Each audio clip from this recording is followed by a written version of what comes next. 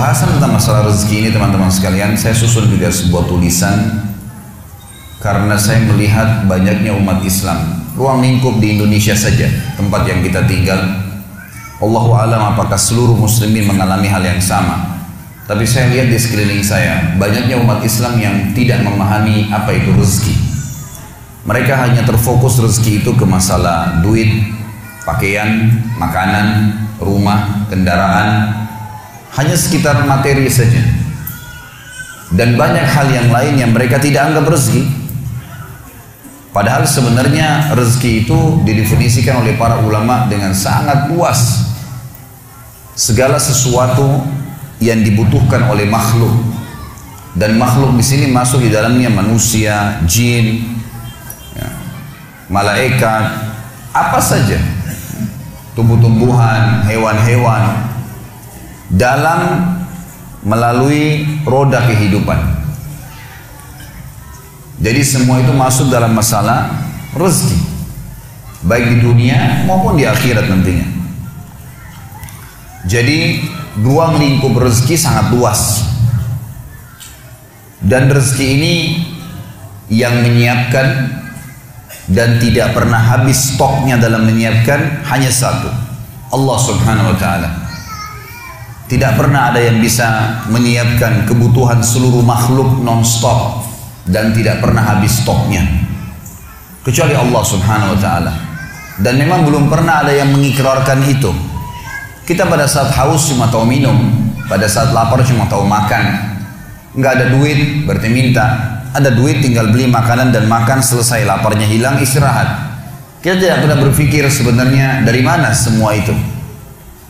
Satu-satunya yang mengaku dan mengikrarkan kalau dia yang menyiapkan segala kebutuhan, bukan cuma manusia, adalah Allah subhanahu wa ta'ala.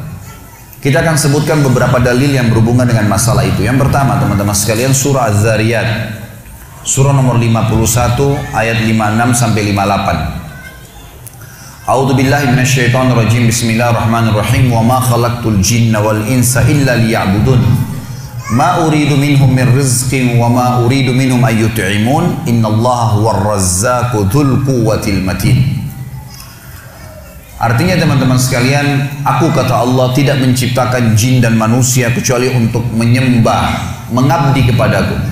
Apa yang aku perintahkan mereka jalankan, yang aku bolehkan, halalkan, silakan nikmatin.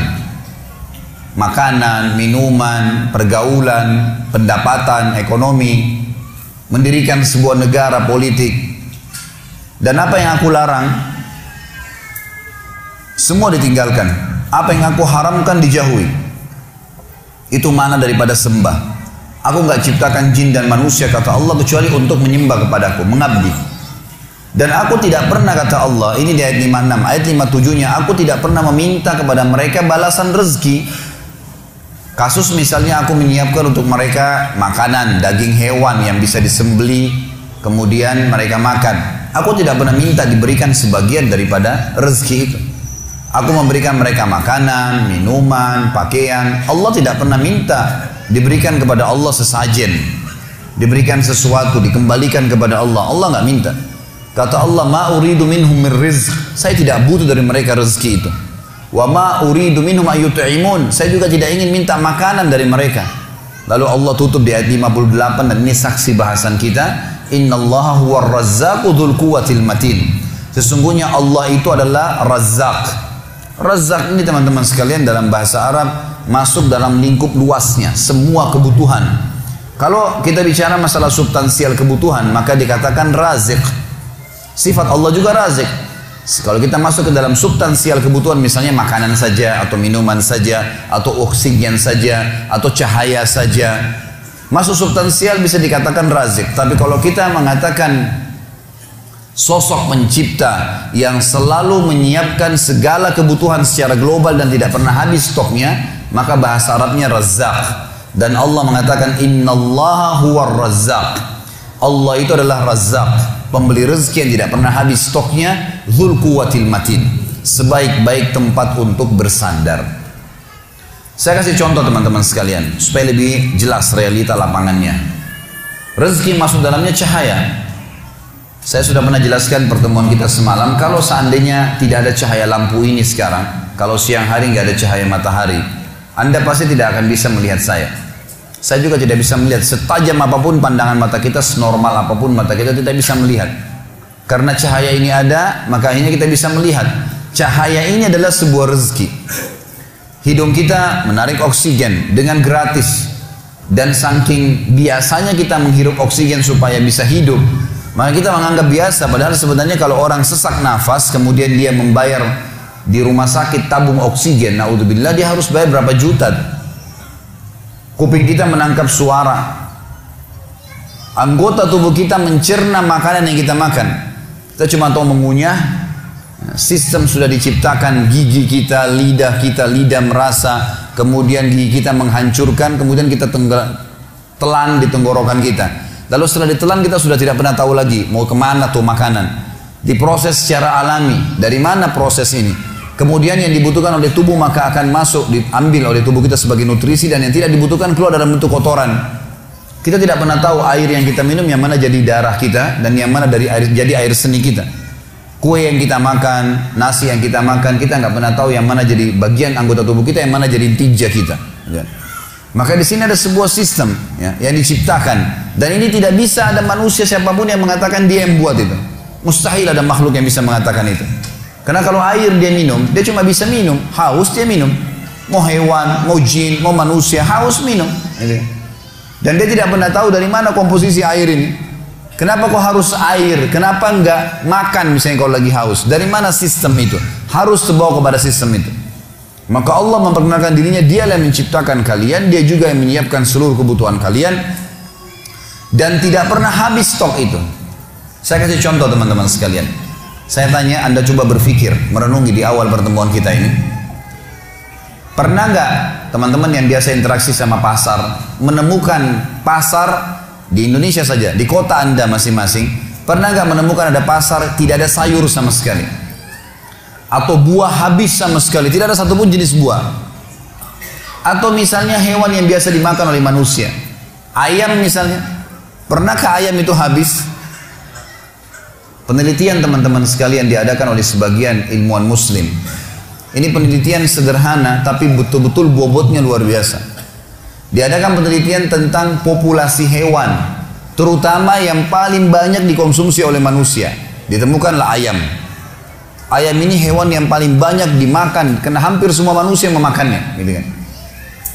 Maka diadakan penelitian berapa sih jumlah ayam sebenarnya. Diadakan penelitian manusia saja sudah 7 miliar sekian jumlah manusia, dan ditemukan ayam ternyata populasinya 6 sampai 7 kali lipat lebih banyak daripada jumlah manusia. Jadi ayam itu 40 miliar sekian jumlahnya. Tiap hari disembeli miliaran, tapi tidak pernah habis. Pertanyaannya, dari mana populasinya ayam itu? Mungkin Anda mengatakan karena ada peternak misalnya. Ilmuwan mengadakan penelitian lagi. Diteliti teman-teman sekalian, dari 6 sampai 7 kali lipat dari jumlah manusia itu ayam, ternyata yang dipelihara oleh manusia 1 dibandingkan 10.000 ekor. Jadi yang diternak oleh manusia itu sebagian kecil dari ayam. Lebih banyak ayam, 9.000 sekian ayam, 9.999 ayam itu hidup liar di hutan, di mana-mana, nggak ada yang urus, berkembang biak. Berarti bukan kasusnya terjaga populasinya, bukan karena kasus manusia menernaknya, bukan. Karena manusia ternak sebagian kecil, dan ternyata ayam itu terus saja populasinya nggak pernah habis. Kita kalau lihat bagaimana beberapa ilmuwan manusia mengambil gambar dari atas helikopter di hutan, bagaimana ya sapi hutan atau apalah ya hewan-hewan berlarian di tengah hutan dari atas sampai ribuan ekor jalan lari, nggak ada yang urus, kuda lah, apalah, macam-macam, tidak pernah habis, tidak pernah habis. Selalu ada populasinya. Pertanyaan, dari mana semua ini? Siapa yang buat? Dan siapa yang membuat, siapa yang menyiapkan kebutuhan-kebutuhan mereka? Karena mereka tidak bakal mungkin hidup kalau tidak ada kebutuhan yang terpenuhi. Dari makanannya, dari minumannya, dari tempat tinggalnya, gitu kan. Semua itu. Maka tidak pernah ada yang mengklaim dirinya sebagai Razzaq, pemberi rezeki non-stop, kecuali Allah Subhanahu wa ta'ala. Allah Subhanahu wa taala yang telah menjelaskan masalah itu. Kalimat ini juga mulia teman-teman sekalian. Innallaha war-razzaq, kata Allah. Allah itu adalah sebaik pemberi rezeki yang non-stop, tidak pernah habis rezekinya. Dan dzul quwwatin matin, sebaik-baik tempat untuk bersandar.